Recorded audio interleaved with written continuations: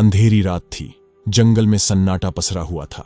दूर से कभी कभी उल्लू की आवाज और हवा में पेड़ों के पत्तों की सरसराहट सुनाई दे रही थी। राजा विक्रमादित्य अपने दृढ़ निश्चय के साथ एक बार फिर से बेताल को पकड़ने जंगल में पहुंचे थे। उनके मन में संकल्प था कि वे इस बार बेताल को अपने कंधे पर लाद कर महल ले जाएंगे और इस बार उसे पेड़ पर लौटने नहीं देंगे।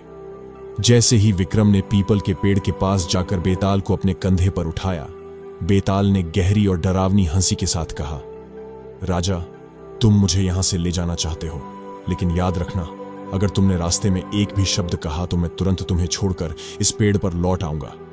विक्रम ने उसकी बात मानी और बिना कुछ कहे बेताल को लेकर चल पड़े। रास्ता लंबा और डरावना था, लेकिन विक्रम के हौसले को कोई चीज डिगा नहीं सकती थी। तभी बेताल ने चालाकी भरी आवाज में कहा, रास्ता लंबा है राजा, चलो मैं तुम्हें एक कहानी सुनाता हूं। यह कहानी रहस्य और रोमांच से भरी है, सुनो, और जब कहानी खत्म हो जाए तो मेरा सवाल जरूर जवाब देना। लेकिन जवाब गलत हुआ या तुमने चुप्पी साध ली तो मैं फिर से इस पेड़ पर लौट जाऊंगा। बेताल ने कहानी शुरू की। बहुत समय पहले की बात है। एक राज्य था जिसका नाम कलिंगा था। वहां का राजा वीरसेन एक निडर और न्यायप्रिय शासक था, पर उसकी एक ही चिंता थी, उसकी बेटी कुमुदिनी। कुमुदिनी बहुत ही सुंदर और विद्वान थी, लेकिन वह बहुत रहस्यमयी भी थी। उसके कमरे में किसी को भी प्रवेश करने की अनुमति नहीं थी और हर रात वहां से अजीबोगरीब आवाजें आती थी। राजा वीरसेन ने कई बार कुमुदिनी से पूछा कि आखिर रात में उसके कमरे में क्या होता है, लेकिन कुमुदिनी ने हर बार टाल दिया। राज्य के लोग भी इस रहस्य से अनजान थे, लेकिन उनमें यह डर फैलने लगा कि राजकुमारी किसी श्राप का शिकार है। एक दिन कुमुदिनी ने अपने पिता से कहा कि उसे किसी से विवाह नहीं करना है। राजा वीरसेन ने सोचा कि शायद उसकी बेटी के मन में कोई डर है। उन्होंने कुमुदिनी को समझाने की कोशिश की, लेकिन वो अपनी बात पर अड़ी रही। राजा वीरसेन ने तब राज्य के सबसे बड़े तांत्रिक को बुलाया। उस तांत्रिक का नाम था मयंकनाथ।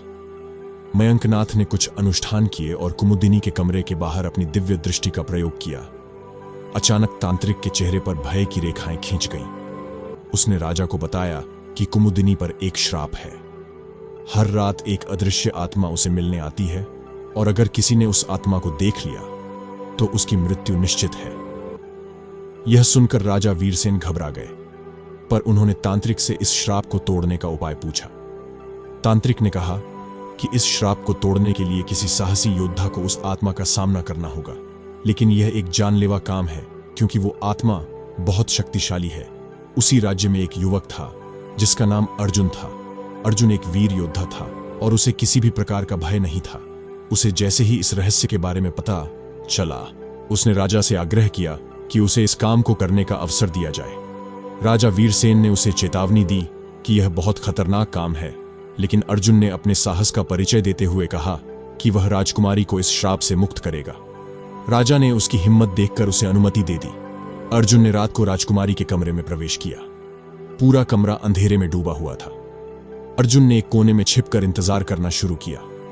आधी रात होते ही कमरे में अचानक ठंडी हवा चलने लगी और एक परछाई धीरे धीरे कुमुदिनी के पास आई। वह आत्मा थी जिसका चेहरा बेहद डरावना और भयानक था। अर्जुन ने अपनी तलवार संभाली और आत्मा पर वार करने की तैयारी की।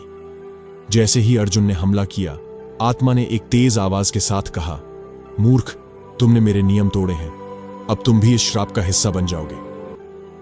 अर्जुन ने हार नहीं मानी और आत्मा के सामने डटकर खड़ा हो गया। उसने आत्मा से कहा, मैं इस श्राप को समाप्त करने आया हूं और मैं यह करके रहूंगा। आत्मा ने अर्जुन की हिम्मत को देखकर कहा, ठीक है, अगर तुमने मेरे 3 सवालों का सही उत्तर दिया तो मैं हमेशा के लिए मुक्त हो जाऊंगी और कुमुदिनी को छोड़ दूंगी। लेकिन अगर तुम्हारा एक भी उत्तर गलत हुआ तो तुम्हारी आत्मा भी इसी श्राप में बंध जाएगी। पहला सवाल था, सच्चा साहस क्या है? अर्जुन ने उत्तर दिया, सच्चा साहस वह है जिसमें व्यक्ति अपने स्वार्थ को छोड़कर दूसरों के लिए जान की बाजी लगा दे। आत्मा मुस्कुराई और कहा, ठीक है, यह सही है। दूसरा सवाल था, क्या मृत्यु से बड़ा कोई भय है?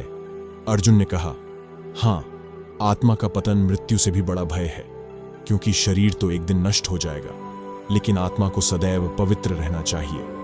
आत्मा ने उसकी बुद्धिमत्ता की सराहना की और तीसरा सवाल पूछा, प्यार क्या है? अर्जुन ने बिना सोचे जवाब दिया, प्यार वह शक्ति है जो हर श्राप हर बाधा को तोड़ सकती है, क्योंकि यह एक निर्मल भावना है। तीनों सवालों के सही जवाब सुनते ही आत्मा चुप हो गई। वह बोली, तुमने मुझे मुक्ति दी है अर्जुन, अब मैं कुमुदिनी को छोड़ देती हूं। और यह कहकर वह आत्मा एक रोशनी में बदलकर गायब हो गई। कहानी समाप्त करते हुए बेताल ने विक्रम से कहा, अब बताओ राजा विक्रम, क्या अर्जुन ने सही किया? क्या उसे श्राप की सच्चाई जानने के लिए अपनी जान जोखिम में डालनी चाहिए थी? विक्रम ने कुछ क्षण सोचकर जवाब दिया, हां, अर्जुन ने सही किया।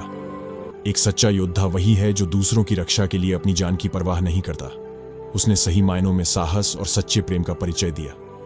विक्रम का जवाब सुनते ही बेताल जोर से हंसा और बोला, तुमने सही उत्तर दिया राजा, लेकिन अब मैं वापस पेड़ पर लौट रहा हूं। इतना कहते ही बेताल राजा के कंधे से उतरकर उड़ गया और पीपल के पेड़ पर जा लटका। राजा विक्रम ने गहरी सांस ली और एक बार फिर से बेताल को पकड़ने के लिए पेड़ की ओर बढ़े। ऐसी ही हिस्ट्रिकल वीडियो देखने के लिए हमारे चैनल को सब्सक्राइब जरूर करें और इस वीडियो को एक लाइक करके कमेंट सेक्शन में और आपका कोई प्रश्न है या और कोई मन में शंका है तो उसे अवश्य पूछें। हम उसका उत्तर आपको अवश्य देंगे। धन्यवाद।